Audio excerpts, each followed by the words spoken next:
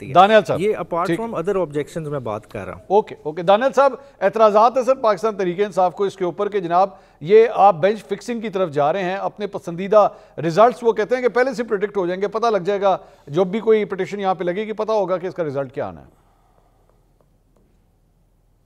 دیکھیں بسم اللہ الرحمن الرحیم، thank you for having me on the show. دیکھیں جو بیرسٹر صاحب بات کر رہے تھے انہوں نے اپنے ہی زبان سے پہلے یہ چیز کہہ دی کہ جو ججز ہیں جن کو چوز کیا گیا ہے وہ بائس ہیں. ٹھیک ہے نا، اگر بائس ہیں تو اس کی وجہ سے ان کو چوز کیا گیا ہے. اگر جسٹس امین صاحب نے اپنے آپ کو ووٹ دیا ہے تو وہ بھی بائس ہیں، اور وہ بائس کس کی طرف ہیں؟ وہ بائس ان کی طرف ہیں. ہم نے تو ایک کمیٹی بنا دی، ہمارا جسٹس افریدی صاحب ہوں، چیف جسٹس صاحب ہوں، جسٹس امین صاحب ہوں یا کوئی اور ہو، ہمارا نہ کوئی پرسنل لائک ہے نہ کوئی ڈس لائک ہے.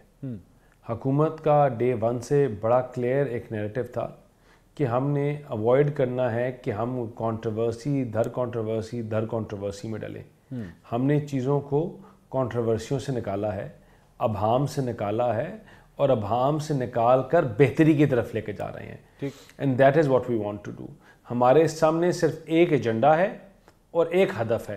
وہ ایجنڈا ہے کہ پاکستان کو واپس مستحکم کرنا، اور ایجنڈا ہے کہ اس ملک کی جو معیشت کو مسئلے درکار تھے، جو ہاتھ اٹھا کر لوگ دعائیں کر رہے تھے، لیکن جماعت سے تعلق تھا کہ ملک کل دیوالیہ ہو یا آج ہو، یہ آپ کی ان آبسٹیکلز کو سر یہ جو آپ کی گفتگو ہے، یہ آپ کی جو گفتگو ہے یہ obviously ایک پولیٹیکل ریٹرک کے حوالے سے یا تقریر کے حوالے سے these are very good sentences, I appreciate you for that. لیکن اگر آن گراؤنڈ ریالٹی دیکھیں تو بہت سی چیزیں ہیں جس پہ آپ کے اوپر اعتراض کیا، آپ سے مراد آپ کی حکومت پہ اعتراض کیا جا رہا ہے. ججز کمیٹی کی ری فارمیشن کی گئی، اس کی قانون سازی آپ نے کی، اس کی کیا ضرورت تھی اگر آپ کو کسی سے اختلاف نہیں تھا؟ دوسری بات یہ کہ 2 ججز یہ کہہ چکے ہیں پرانی روایت کو ہی دیکھتے ہوئے کہ جناب ہم نے میٹنگ کی، ہم نے میٹنگ کر کے فیصلہ کیا کہ 26ویں آئینی ترمیم کے لیے جو پٹیشنز آئی ہوئی ہیں اس کے لیے کل جو گزرا ہوا کل ہے اس کے اوپر فل کورٹ کا اجلاس ہونا چاہیے، اور ہم نے یہ فیصلہ کیا ہے. لیکن اس کے باوجود رجسٹرار آفس جو ہے ان کی اس درخواست کو یا آرڈر کو، میں تو اسے آرڈر کا ہی لفظ کہوں گا، اسے انٹرٹین نہیں کرتا. آخر یہ سب کچھ انہوں نے جو کچھ بھی کیا ہے ماضی میں جو قاضی فائز صاحب کر چکے ہیں اسی پریسیڈنٹ کو دیکھتے ہوئے کیا انہوں نے. دیکھیں ان تمام چیزوں کا تو فیصلہ ہے وہ چیف جسٹس صاحب نے کرنا ہے، وہ میں نے آپ نے حکومت نے تو کرنا نہیں ہے. لیکن اس میں ایک چیز بڑی کلیئر ہے، وہ یہ ہے کہ پارلیمان جب آئینی ترامیم کرتی ہے تو اس آئینی ترامیم کو سٹرائک ڈاؤن کرنا وہ کسی کا حق نہیں ہے، نہ کوئی کر سکتا ہے. اس کے اوپر اگر یہ اپنی ڈیبیٹ کرنا چاہیں، ان ہاؤس بیٹھ کے ڈسکشن کرنا چاہیں، کوئی آپس میں بیٹھ کے سجیشنز کرنا چاہیں تو وہ کر سکتے ہیں، لیکن آئین کو ری رائٹ نہیں کر سکتے، آئین کو انڈو نہیں کر سکتے، اور اس کو اٹھا کے پھینک نہیں سکتے.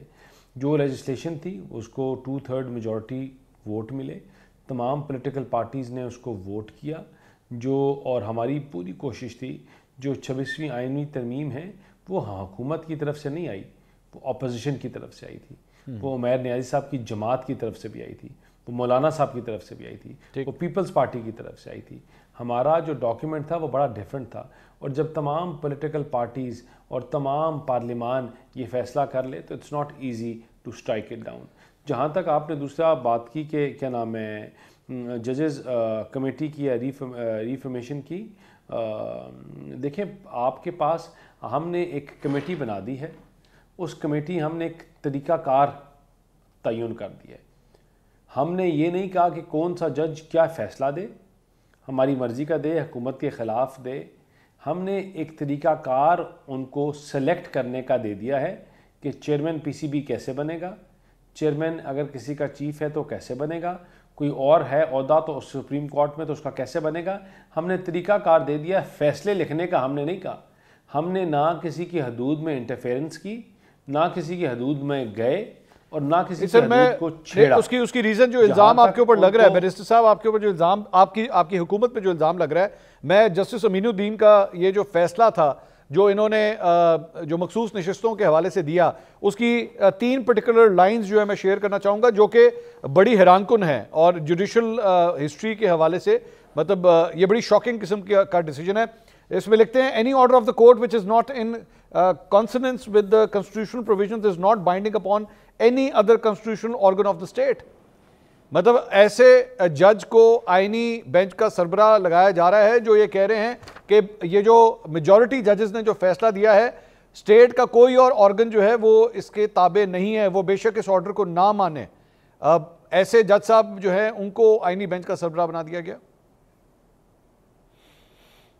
دیکھیں جو آئینی بینچ کا سربراہ ہے وہ آئینی اسپیشلسٹ بھی ہے. کسی بھی کورٹ میں, کیونکہ خود کالا کوٹ پہنتا ہوں, میں ججز کے ہمیشہ ساتھ کھڑا ہوں اور کھڑا رہوں گا, لیکن ایک بات جو ہے کہ آپ کسی بھی جج کے پاس یہ پاورز نہیں ہے آئین میں کہ وہ آئین کی کوئی شک ری رائٹ کر سکے. That power is not given to any chief justice, any judge of the lower or high court. ٹھیک ہے, تو اگر اس کے تنازع پہ وہ کوئی بات کر رہے ہیں تو وہ بات ٹھیک کر رہے ہیں, اور کیونکہ آپ کا آئین آپ کو سرٹن چیزوں سے ریسٹرکٹ کرتا ہے تو وہ ریسٹرکٹ کرتا ہے, اور اس کے بعد اس میں ifs, buts, questions وہ نہیں کیے جا سکتے. ٹھیک.